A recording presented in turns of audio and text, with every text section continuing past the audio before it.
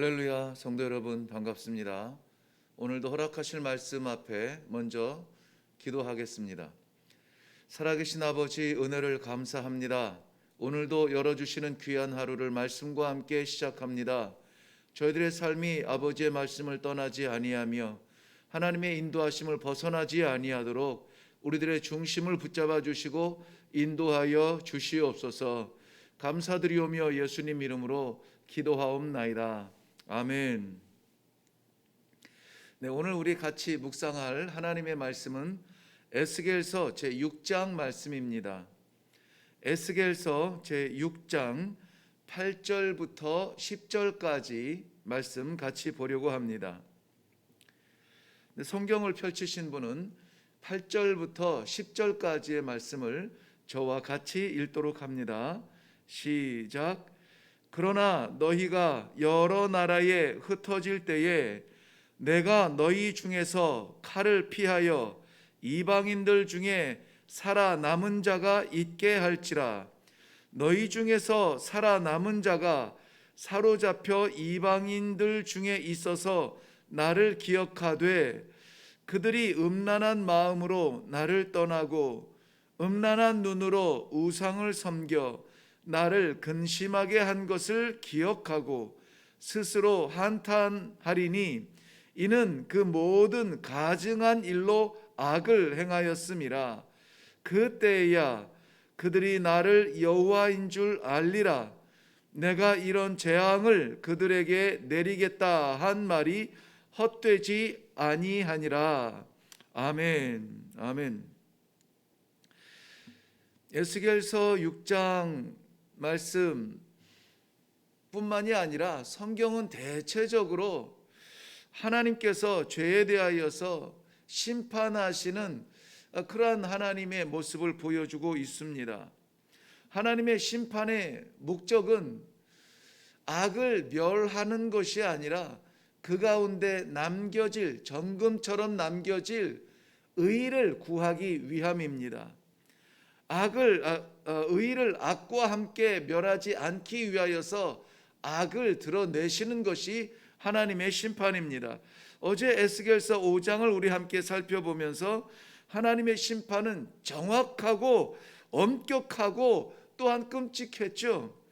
바벨론이라고 하는 날카로운 심판의 칼을 들어서 그의 백성들을, 예루살렘을 또한 치셨습니다. 오늘 에스겔서 6장도 마찬가지입니다. 심판의 엄격함으로 가득 차 있는데요.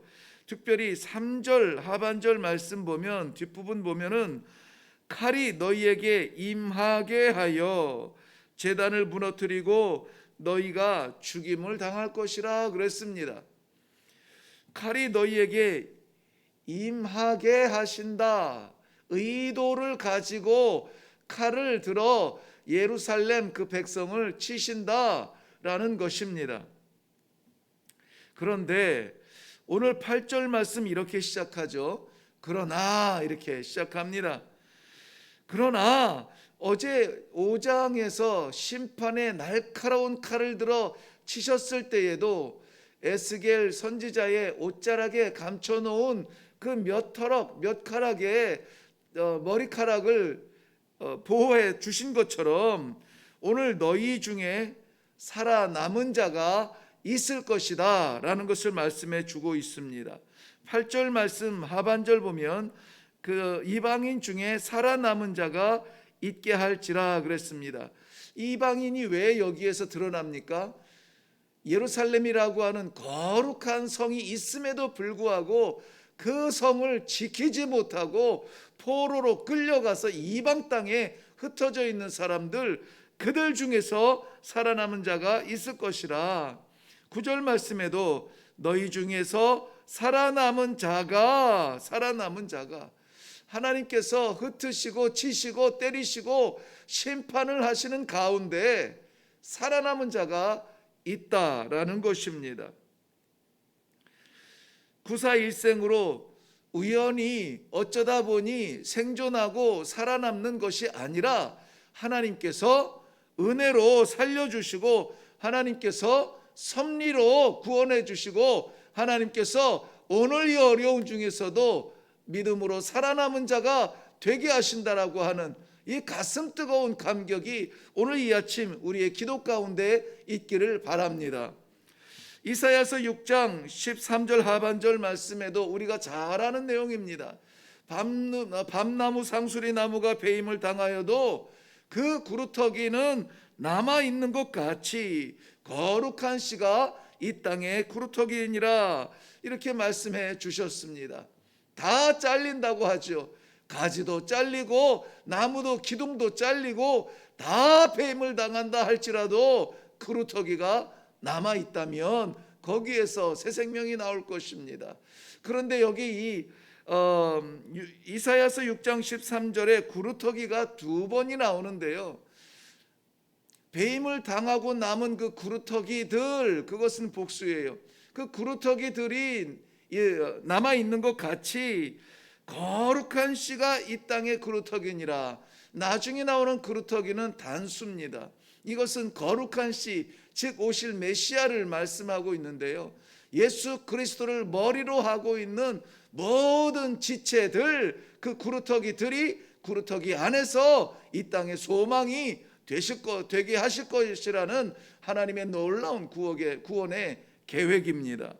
사사기 7장 내용에 보면은 미디안과 전쟁하는 그러한 이스라엘 백성들 가운데에서 전쟁을 위하여서는 어떻게 해야 됩니까? 많은 군사가 필요하지요. 그런데 이 하나님께서 기드온을 통하여서 군사를 모으시되 거기에 남겨진 사람은 고작 300명 뿐이었습니다.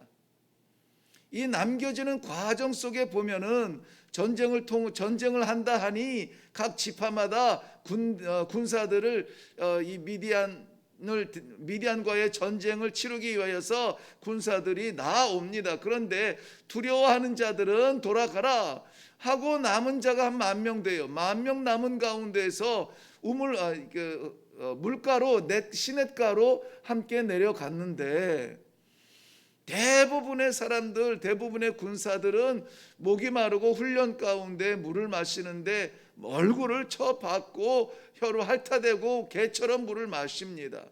그런데 그 가운데 손에 물을 담아서 조심스럽게 살펴가면서 물을 마시는 사람들이 있습니다. 이 사람들이 300명인데 그들을 남겨놓는 거예요. 자, 이 물가에 있는 남겨진 이 10,000명의 군대 가운데 남겨진 사람 300명과 또 돌아가라 명령받은 나머지 사람들의 차이는 뭘까요? 훈련받은 군인들이 냇가에 가서 물이 필요한 것은 맞습니다. 그렇기 때문에 저들은 얼굴을 받고 물을 마시게 되죠. 그것은 내가 지금 필요한 것이 무엇인지, 내가 원하는 것이 무엇인지를 하는 사람들이에요. 내가 무엇인지 원하는 것을 하는 사람들은 하나님의 거룩한 전쟁에 앞장 세울 수가 없습니다. 나머지 300명은 어떤 사람들입니까? 내가 누구인지를 아는 사람들이에요. 자신이 가정에서는 가장이고 아들이고, 그리고 그렇지만은 전투를 위하여서 부름받았다면 저들은 군인이에요. 군사입니다. 그러므로 사주 경계를 풀지 아니하고 긴장 가운데에서 이 물을 마시는 그러한 정체성 있는 사람들, 그 사람들을 군대로 세우시는 것을 볼 수가 있습니다. 우연히 남지 않습니다. 그렇다고 해서 실력으로 남지 않습니다. 우리의 마음 중심에 내가 누구인지를 분명히 깨달아 알 수 있도록 하나님이 은혜를 베풀어 주시기를 바랍니다. 코로나19가 지구촌을 뒤덮었습니다. 그보다 더한 장애가 온다 할지라도 믿음으로 남겨진 사람들 되시기를 주님의 이름으로 축원합니다. 이 살아남는 자는 하나님께서 여호와 되심을 알게 되는 것입니다.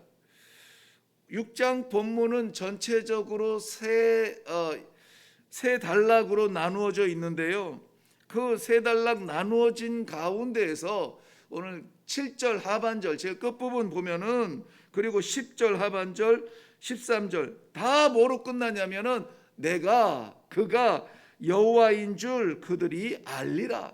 여호와인 줄 알리라 라고 끝내고 있습니다. 마지막 14절도 6장을 마무리하면서 내가 여호와인 줄 그들이 알리라 하고 있습니다. 살아남는 자는 어떤 사람들입니까?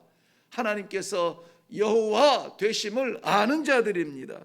그가 여호와인 줄 아는 사람들은 살아남게 되어 있습니다. 하나님께서 우리의 주권자가 되시고 주님이 되시고 우리 또한 하나님의 백성이며 하나님을 기쁘시게 해야 될 사명이 있는 그러한 정체성을 분명히 깨달아 알 수 있기를 바랍니다.